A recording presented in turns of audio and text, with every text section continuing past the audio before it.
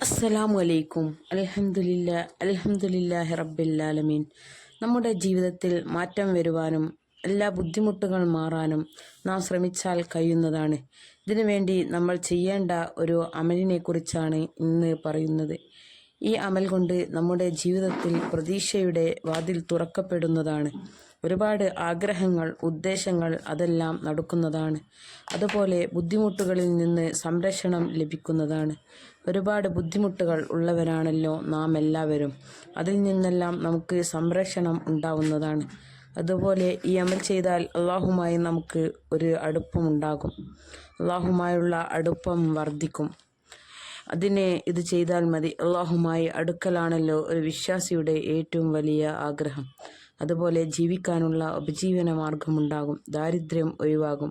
ബിസിനസ്സിലും ജോലികളിലും കച്ചവടത്തിലും അതുപോലെ എല്ലാത്തിലും ബർക്കത്ത് ഉണ്ടാകും. നരകത്തിൽ നിന്ന് രക്ഷപ്പെടാനും ആഗ്രഹിക്കുന്നവർക്ക് ഈ അമൽ പതിവാക്കാം.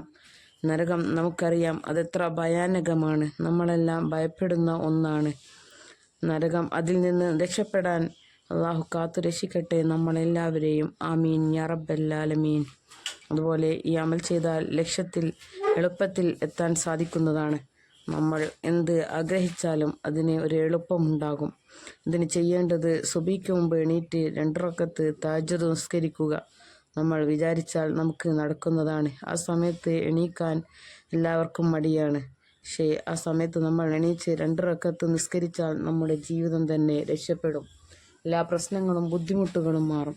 നമ്മുടെ ആഖിറത്തിലും ദുനിയാവിലും നമുക്ക് നേട്ടങ്ങൾ ഉണ്ടാവും. അതിന് നാം ശ്രമിക്കണം. തഹജ്ജുദ് ദിവസവും പതിവാക്കുക. എന്നിട്ട് അള്ളാഹുവിനോട് ദുആ ചെയ്യുക. ഇൻഷാ അല്ലാഹ് മാറ്റങ്ങൾ വരും. തഹജ്ജുദ് നിസ്കാരത്തിന് ശേഷമുള്ള ദുആക്ക് വേഗം ഉത്തരം ലഭിക്കുന്നതാണ്. എല്ലാവരും തഹജ്ജുദ് നിസ്കാരം നിലനിർത്തുക.